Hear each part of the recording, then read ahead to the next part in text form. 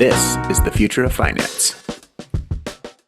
Hi everyone, welcome to the Future of Finance. I'm George Dyer, and today I talk with Joe Sumberg, Managing Partner and Head of Real Estate for Galvanize Climate Solutions. I was so excited to take a bit of a deep dive into the real estate sector, as it is responsible for so much of global carbon emissions, and the opportunities to cut emissions in the sector are huge. But as Joe explains, not always simple. They employ a team of technical experts, scientists, and policy experts to find ways to drive decarbonization and retrofit buildings for net zero carbon emissions in ways that make sense economically and drive strong financial returns. Galvanize is a really interesting company, started by Tom Steyer, a very successful investor who previously ran Farallon Capital that manages $20 billion and has since dedicated his work to addressing the climate crisis. And Katie Hall, founder of Hall Capital Partners, which has $40 billion under management. Both have managed money for many endowments and foundations and have brought that expertise to Galvanize. Joe runs their real estate group, but they also have strategies in venture capital, public equities, and more. We talk about how they evaluate investment opportunities, the role of policy, geography, utilities, and the importance of strong operating partners. It's a great example of both high impact with strong opportunities for returns. So I hope you enjoy it. Please help us reach more people by following the podcast, liking the episode, and sharing with anyone who might be interested. And let us know what you think by leaving a review. It really helps us to reach more people with this important work. And so now let's dive in with Joe. Joe, welcome to the podcast. Good to see you. How you doing? Good. Thanks for having me. I'm excited to be here. Yeah, great to see you again. Things been busy? Yeah. I've been really busy watching my 401k burn in front of my eyes. It's been lovely. Lovely. Yeah. Although I think I was expecting for it to be a small blaze, but it seems like I went to the bank account. It's just some smoldering coins. Yeah. Um, Recording during interesting times here in early April 2025. But yeah, where do we find you today? Are you traveling or are you? No, I'm in New York, which is where the real estate team is based. Excellent. Yeah. Well, excited to dive in and share with our listeners more about your work, but maybe to get us going, you can just give us a little background on, a little kind of snapshot of your career and how you ended up here at Galvanize. I started my career at a place called L&R Partners, which is a large commercial mortgage-backed securities firm out of Miami, Florida, spun off from Lennar Homebuilder, which I loved. It was a great place to really understand a little bit more about the real estate industry. And then I left there to come to Goldman Sachs in New York, where I did investment banking and very quickly realized that I was not an investment banker. And gravitated back to the commercial real estate side, doing finance work, and then helped to start up the special assets group, which was Goldman's special group that was created during the global financial crisis. We worked out a bunch of commercial real estate assets as principals for the firm, which was a great experience for me, and we created a lot of value, hopefully for the firm. And then I left that group to help to start the real estate investment management group, which we grew from 3 people and 0 assets to 43 people, 7 different vehicles, $5.5 billion of AUM. At the time that I left, I chaired the investing committee and ran the group. And I think because we did some things that were quite contrarian, we performed well for our LPs, which was very proud of and excited about what we built there. I left that group in June of 2022 to form the real estate group at Galvanize. The reason was because I saw a generational opportunity to invest in something very niche that didn't necessarily fit perfectly well with the 7 vehicles I was running at Goldman. And that thematic is sustainability, energy transition, and climate specifically. And so it was a great fit for me to plug into the infrastructure of Galvanize Climate Solutions, which is a pure play climate energy transition focused firm. And we started the group in October of 2022 after my garden leave from Goldman Sachs, and we built the team out to 10 people. The firm has about 75 people, and we are currently investing in commercial real estate in the US with the idea to profitably decarbonize the commercial real estate as we are executing on traditional real estate value add. Great. Did any of your work leading up at Goldman or anything have any kind of climate overlay, or was it part of the conversation at all, or was there sort of an epiphany for you in making this jump over to Galvanize? No, absolutely, we did a lot. So, Yeah. so we hired the group's first ever head of sustainability at Goldman, and Nicolette Yaze, who is now at Galvanize in the real estate group. She's our head of sustainability, we really spent a lot of time incorporating sustainability into our approach at Goldman Sachs. And I think we were quite good at it. And the lens through which we looked at incorporating it into our mandate was entirely from a profits perspective. And so, one thing I learned at Goldman that I think, we brought here is the idea that that is how we need to look at it. It needs to be performance oriented in terms of sustainability. The only decarbonization that we can do and should be doing is the type of decarbonization that is profitable and creates a more resilient return profile. The second thing I learned is that people do what they're economically incented to do. So that was a key focus of ours here at Galvanize, was to make sure people were tied to that focus through long-term incentives. Nice. Yeah, I want to come back to that a little bit, but maybe for those who don't know, I mean, I imagine a lot of our listeners are generally familiar with this, but just talk a little bit about the importance that real estate plays in decarbonization of the whole economy and kind of the transition to a low carbon economy. Yeah, absolutely. So I was a bit blown away by this. Commercial real estate accounts for 40% of global emissions. About half of that, depending on your country, comes from operating existing commercial real estate. The other half comes from development. In the US, about 20 some odd percent of our emissions comes from operating existing commercial real estate. And for better or worse, about 80 to 90% of the existing commercial real estate that we have in the US is going to be around in 2050 when we need to be net zero. And so we are focused at Galvanize entirely on existing building rehab. So this isn't a knock on anyone who's doing low carbon or no carbon development. I have found that it's really hard to do, utilizing some pretty new technology, and it's difficult to get to net zero. What is more obvious to me is using technology that's been around for decades to take existing buildings and refurbishing them to net zero from an operational standpoint, while also saving the embodied carbon that was utilized to actually build these things. Because interestingly, when you develop a property, depending on your approach, 40 to 60% of your carbon footprint over the course of that property's life comes from just developing it. And so if we can preserve the embodied carbon we already sunk into these things in the developed world, and then make them net zero using technology that is relatively low risk, that seems like a very easy way to attack 1/5 of the carbon problem that we have in today's world.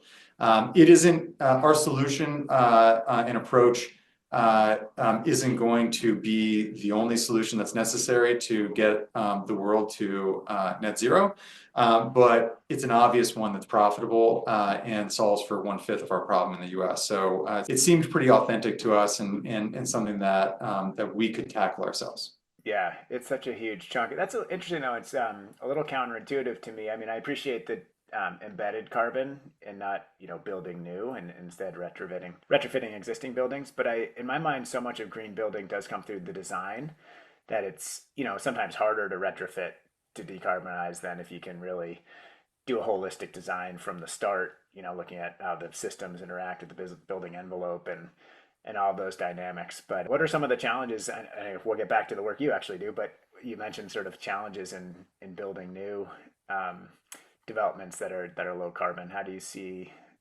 why do you see that as harder than some of the retrofit work that you're doing? Oh yeah, absolutely. So I think, and I'm happy to be wrong on this, but to my knowledge, I think it's impossible to develop a net zero building without purchasing offsets. And so that is a challenge, right? The technology doesn't exist to go all the way there. The technology does exist to do a lower carbon type structure that will have, frankly, better operating performance.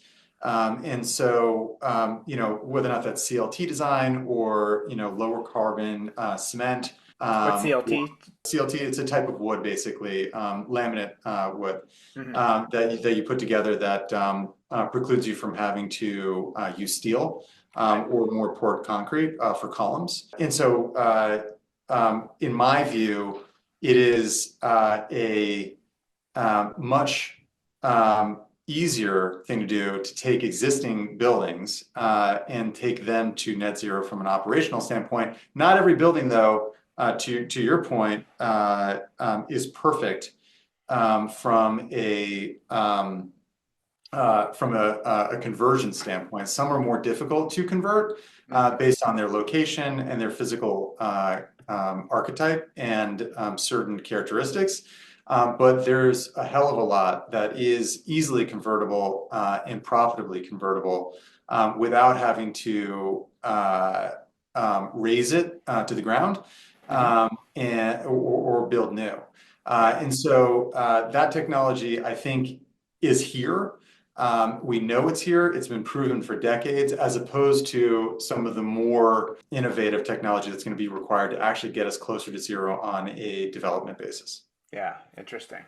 So talk a little bit about that in your current work. Where do you see the biggest opportunities? What are some of the most exciting kind of like technologies or materials that you work with to retrofit these buildings, and what are the biggest challenges that you face in doing so? Yeah, sure. So the challenges are numerous. I'd start with the first one that we addressed when we started this group at Galvanize, which is that we came over, and I remember Nicolette Yazzie, our head of sustainability, and I were sitting around and said, okay, we think the opportunity exists for us to outperform our peers for the same risk profile if we do this thing.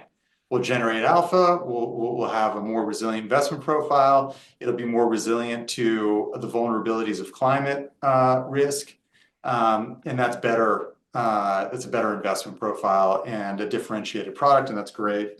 Differentiated real estate investment, and that'll be more attractive for tenants, not inclusive of the upside. But in order to do that, we first need to handle the issue of human nature. And anyone at a real estate shop, I think, can probably attest to this.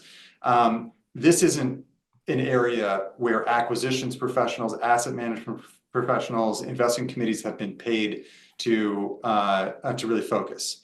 And so we wanted to tie a portion of our long-term incentives for everyone in the group at a senior level to the idea of profitably decarbonizing our investments. This then focuses the mind, focuses our investment team on solving all the other issues that might crop up during an investment process, which are also numerous. And so, for instance, we realized very quickly that we don't have all the tools that are necessary to be able to find the geographies where we can achieve profitable decarbonization. So we created a proprietary tool for that. Then we realized we don't have a tool that's necessary to be able to really understand the amount of solar PV that can be generated on a specific property in our pipeline. So we created a proprietary tool from scratch for that. Then we realized we don't have a tool that's necessary for figuring out how we can profitably retro-commission an asset, lowering its energy usage by targeting its mechanical systems, its insulation, its water usage at the property, its windows, etc. And so we created a tool for that. And then we realized we didn't have any readily, there were no tools in existence for doing rebates, subsidies at a federal local level. So we worked with a partner to create a tool for that.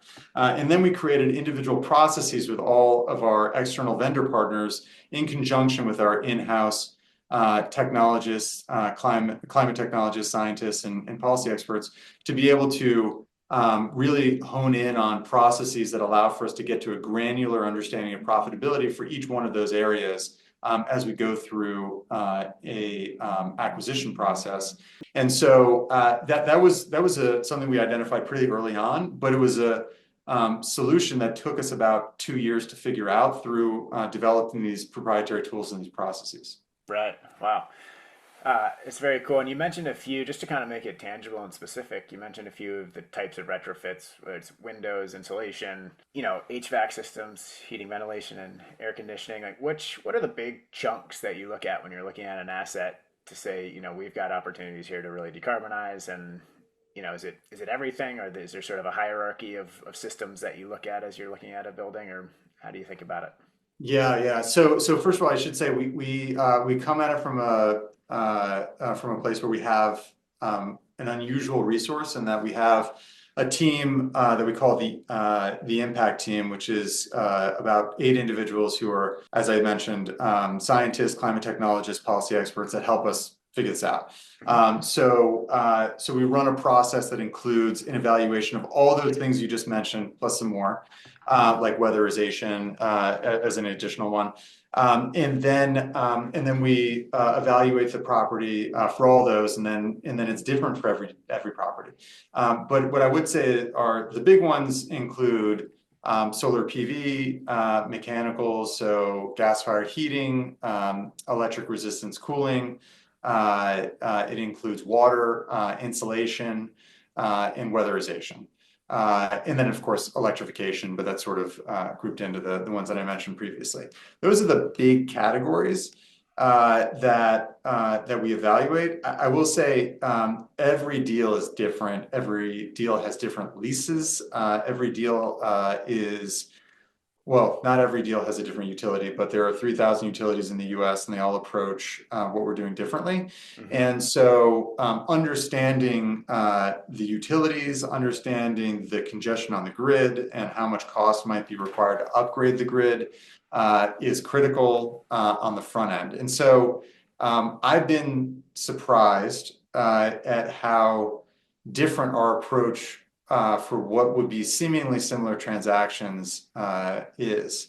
Mm-hmm. And also, I'd sort of say a really interesting lesson learned is that weatherization is more profitable and more significant than I thought it was going to be. So energy reduction measures through insulation, weatherization, I thought was something more people were going to be doing. What I have discovered is that and this should have been obvious to me, and it's probably obvious to a lot of people as you walk through some of these industrial properties in America. They're really old, and they probably haven't seen some TLC in a long time. And because it's non-cosmetic oriented, it's non-cosmetic, non-revenue generating oriented right. Fixes. And so prior owners haven't been super focused on it, and these properties are a little older. So 75% of commercial real estate in the US was built before 1999. That means that they're well past the 15 to 20 to 25 year useful life of pretty much everything except for the concrete walls. And so, or wood frame if it's an apartment complex. And so there's a lot more to do there than I thought could be accomplished. And I think, again, this is something that I credit, the team with, which is, we set the goals, we economically align everyone, and then we put lights out investors in a place where they can perform, and they figured it out. And they found the right engineers, and they found the right partners to be able to execute on some stuff that we weren't even thinking about when we set up this platform in 2022. Interesting. Yeah, I mean, it's good there's that opportunity there. I guess bad, though, to think about all this inefficient infrastructure out there. So it's good you guys are tackling it. You mentioned a couple other things around policies and geographies, and I'm just curious, how do you think about geographies? Is it driven a lot by policies, or is it driven, as you say, by the utilities in those areas, or just the climate considerations? Like what what kind of pushes you all to certain geographies? Yeah, so it's really all the above, climate and utility in particular. So climate, temperate climate's generally not as good. Extreme weather for heating and cooling generally better. Cost of utility is generally better because that means that if we're making something more efficient, obviously There's it costs greater more savings to. there. Yeah, there's more savings to be had. Yeah. And so those are some things that we focus on. The utilities are really complicated. So, to the best of my knowledge, I think we're one of the only ones doing a dirty to green strategy in commercial real estate in the US. In the defense of everyone else, it has taken me at least 10 years to figure out exactly how to do this, and then 2 years dedicated with a team to figure out how to execute on it. One of the most complicated parts is navigating utilities and understanding its interplay with everything that we just mentioned, mainly power generation in a decentralized format, as well as energy saving measures. It's incredibly complicated. Interesting. Is it getting better or worse or hard to say? I don't think that there's going to be any major strides made to make it better anytime Yeah, soon. in the near future. I think. Well, let me say. Look, I think there's a lot of utilities that are working with us that are really excited about. Well, let me say it differently. I think they're excited about what we're doing. I think they're realizing that we don't have enough energy in the short to medium term for Right. what we as a society want, which is data centers, electrification of everything, and no power outages.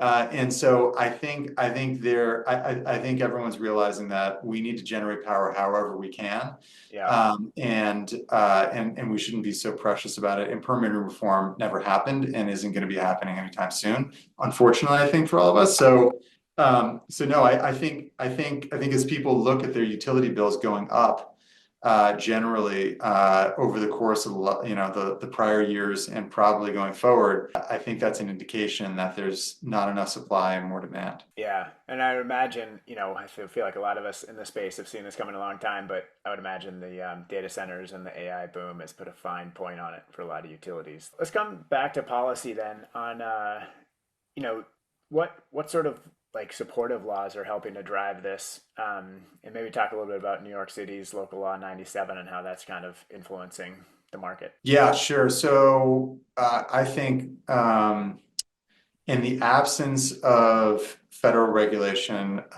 we have seen and are going to continue to see cities and states step up. And I think we saw this on the world stage when the US backed away from the climate accords. I think Europe stepped up and put something forth with SFDR. The same things happened in the US. Local Law 97 is one of the more obvious examples of this. Obviously started before this last administration change.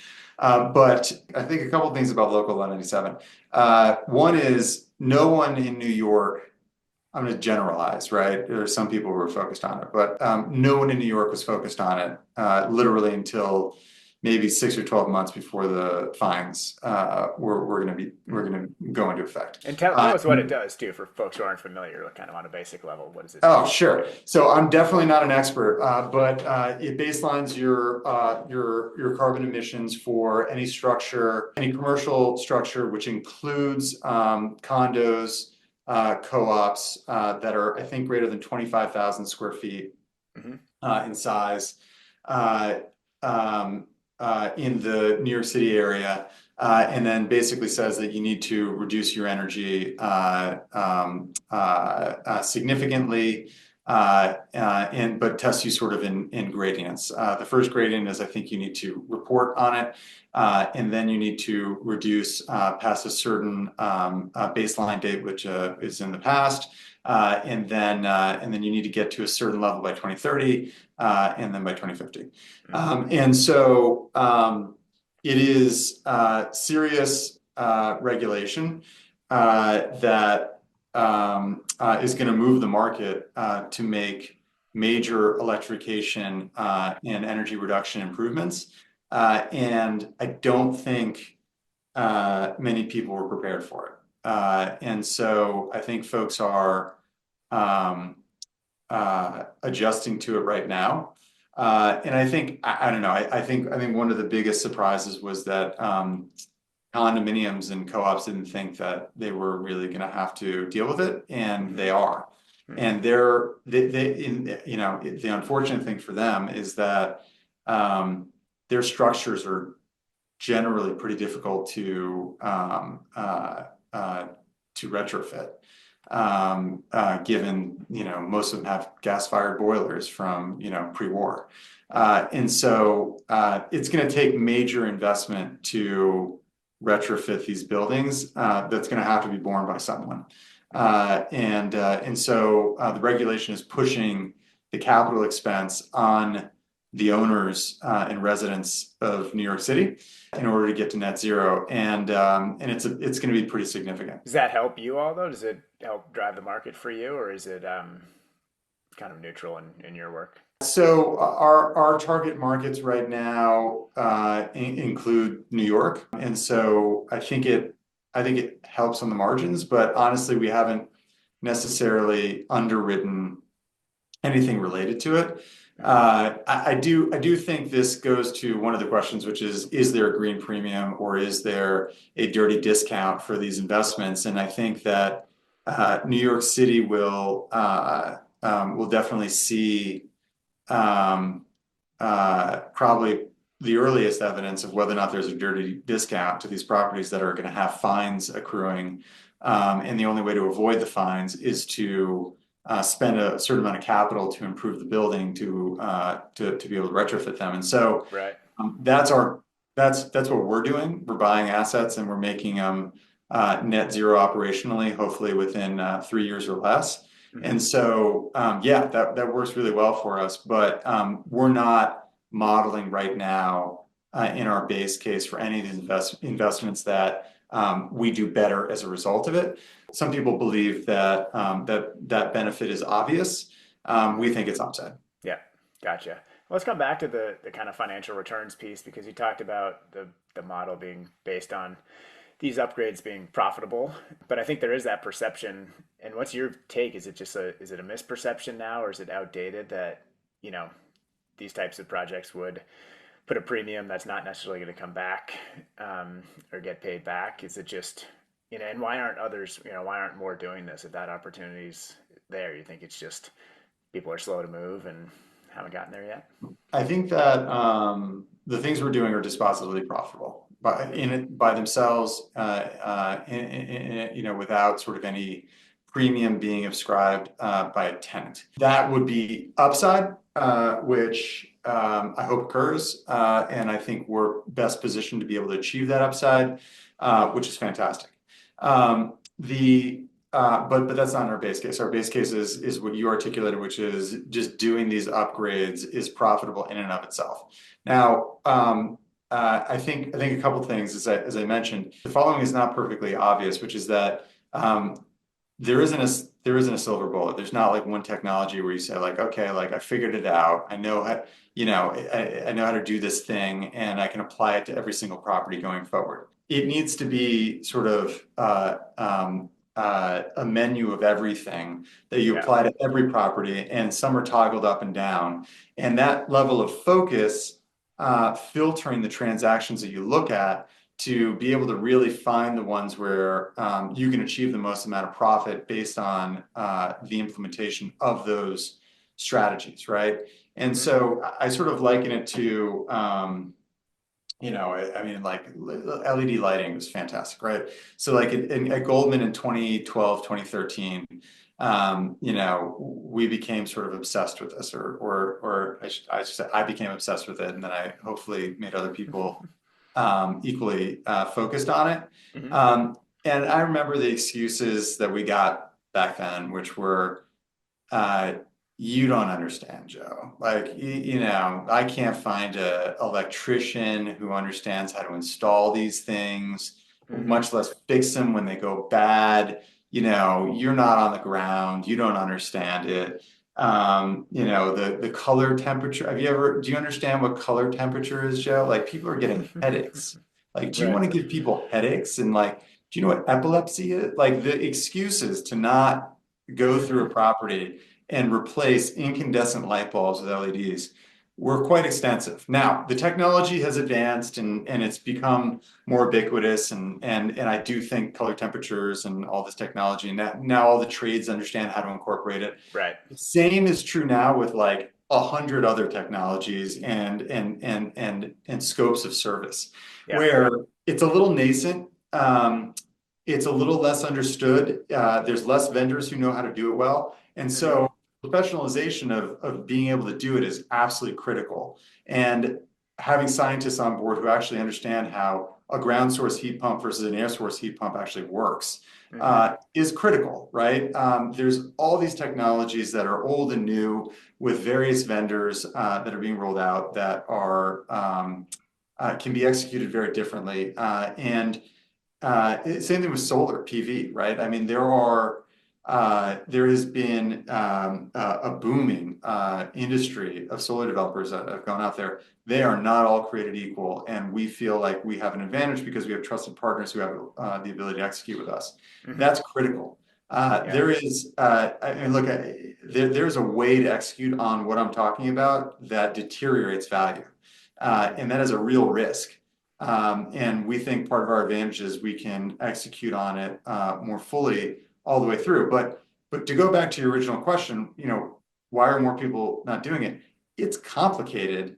Hmm. It's not easy like LED retrofits. And by the way, we're in diligence in a portfolio now, uh, has a lot of incandescent light bulbs.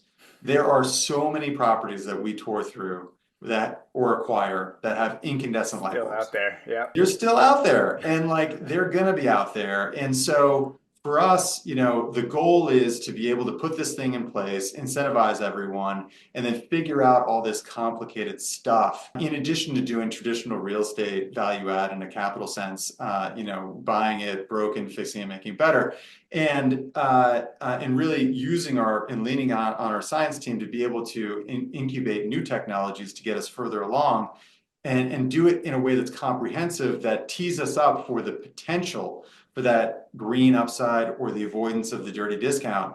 And so we are a little bit different from a resource governance perspective than others.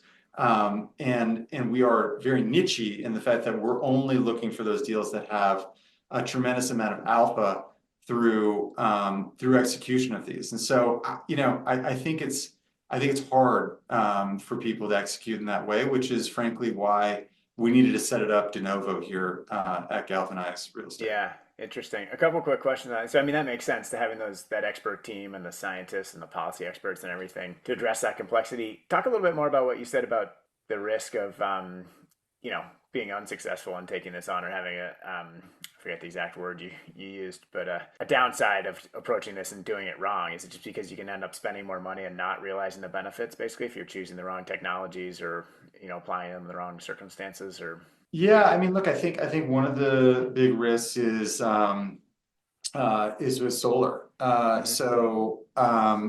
People who don't necessarily understand it can encumber their asset negatively with a liability for the benefit of a relatively small, potentially lease payment that makes it difficult to deal with issues that might come up with the property, like roof leaks or roof replacement.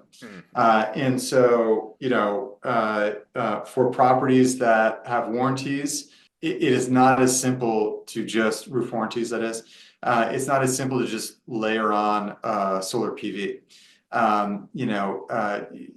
We believe in doing it right, in getting confirmation letters from your roofer saying that the warranty is going to stay in place after the solar is installed. Hmm. Doing ponding analysis to make sure that when you put the solar on, it doesn't change sort of how the runoff of rain and other things is going to occur, and change your dead load. And so, I think An obvious thing would be, if you have a 5-year warranty, 10-year warranty left on your roof, you put solar on for 20 years. That's punitive if you need to replace the roof and take down that solar. Right. You just deteriorate a lot of your value because you created risk. Yeah. Got it. Makes sense. And how about, you're talking about the benefits and upside of decarbonization in a real estate perspective. Real estate's often used as an example in terms of risk around climate impacts, whether it's sea level rise or flooding or storms or other things. Do you build in climate resilience to your models as well, or is that Oh really yeah. independent? Yeah. What? Yeah, I mean, I think that's like Annie into the ball game. I think understanding uh, physical climate risk and resiliency is critical. But like how you go through it is also really important. So understanding mitigation is critical if it can be mitigated, right? So avoiding areas that are prone to flooding, good idea. Understanding what those areas are, good idea. If there are areas that are not necessarily prone to a tremendous amount of flooding, maybe just a little bit of flooding, and maybe that flooding is occurring where your mechanical systems are. Can you move your mechanical systems? Let's say it's an industrial property that's rear loaded and it floods a little bit in the back. And the reason is because it doesn't have enough drainage. Okay, it's a good idea to sort of budget in adding drainage and either elevating the mechanical systems or creating a moat around them to be able to mitigate the potential of flooding in that area. So I think understanding the probability of it occurring, the severity of these events occurring, and then whether or not you can mitigate them and the potential dollar impact is critical. And I think that so many of these tools that we've used over the years, they've gotten better, but in a lot of cases, they sort of say, yeah, there's a lot of flooding here and nothing else, or there's a lot of heat here, or the air isn't, it's susceptible to pollution. And people were like, well, like, that's like everywhere. Right. What do I do with that? And so understanding how to utilize these tools and having people on staff to figure out how to mitigate them is really critical. And not all those vendors are created equal for being able to identify at first blush the physical climate risk resiliency. And so I think it's a huge area that I believe people are really focusing on now, but I think the interpretation of it and how to mitigate it and where to take calculated risk is not easily understood. Yeah. Yeah. Got it. Great. Well, I've got a couple last questions, but first I was wondering if you could just kind of put, your real estate work in the context of Galvanize Climate Solutions, kind of broader work for those who aren't familiar with the firm, maybe just a quick kind of snapshot about the overall thesis and what other groups are out there in different sectors working on these topics. Galvanize Climate Solutions was started by Tom Steyer and Katie Hall, who I consider generational investors and business builders who saw an opportunity for a institutional size and quality firm focused on pure play climate energy transition opportunities. And they started with the venture capital arm called Innovation and Expansion. Then they launched a long only equities arm based out of London. And then a seed investing arm called Ponderosa. We are the real estate investment arm. The idea is that all these different investment verticals really center around the idea that we can outperform our peers through synergies amongst ourselves, as well as from a core group of scientists, technologists, and policy experts focused on the energy transition and the climate transition in particular.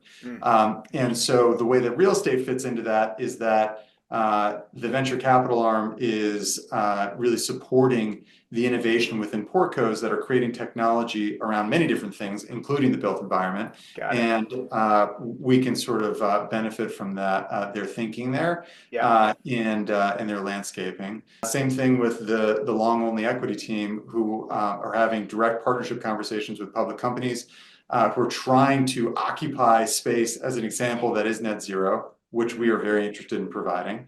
And so we manage those conflicts appropriately at the firm level, but there's a lot of thematic sort of sharing that we can have that helps us all. Yeah, that's great. That's a very cool model. Nice. Well, a couple of final questions that I ask of all my guests.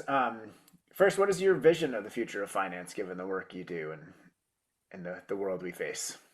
My vision, I would hope that the concepts of ESG in commercial real estate go away. I think that there's a lot of controversy around that acronym, around the movement, around the greenwashing that was caused by it.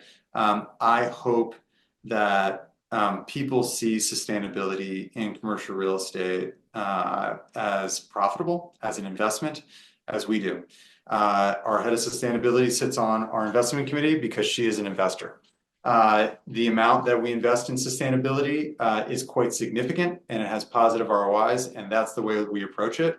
I hope that there are many more people doing what we're doing in the years to come.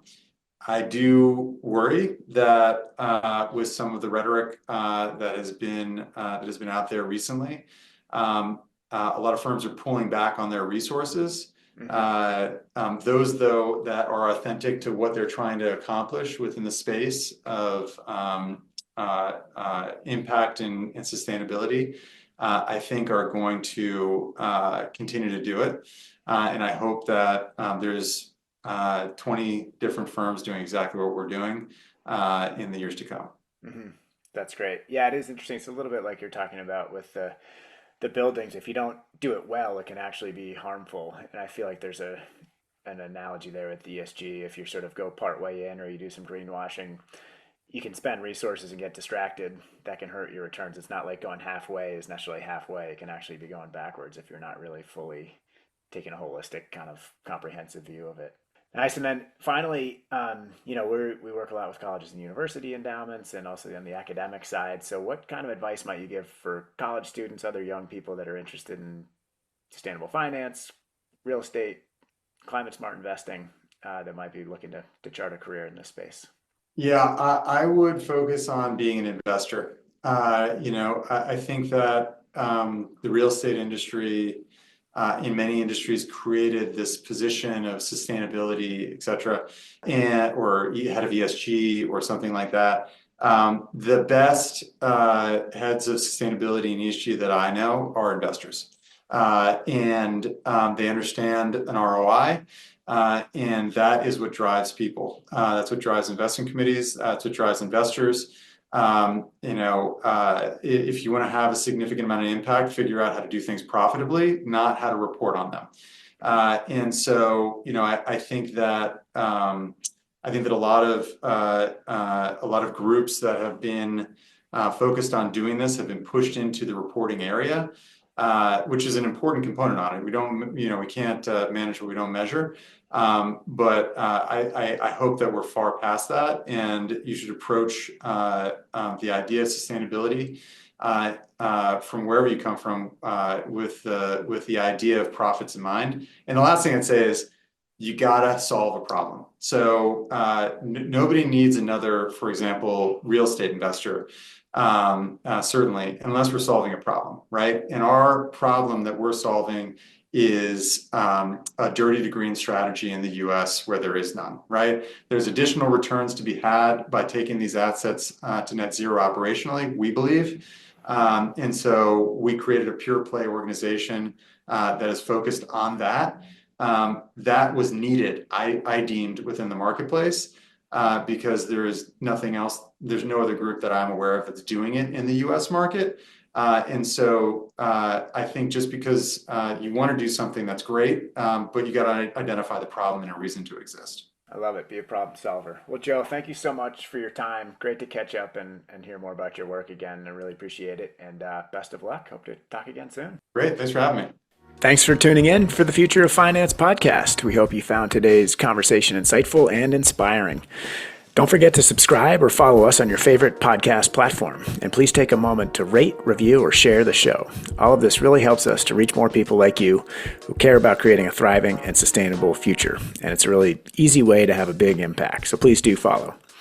A quick disclaimer, the content of this podcast is for informational purposes only and does not constitute investment advice. Investments and strategies discussed may not be suitable for all listeners.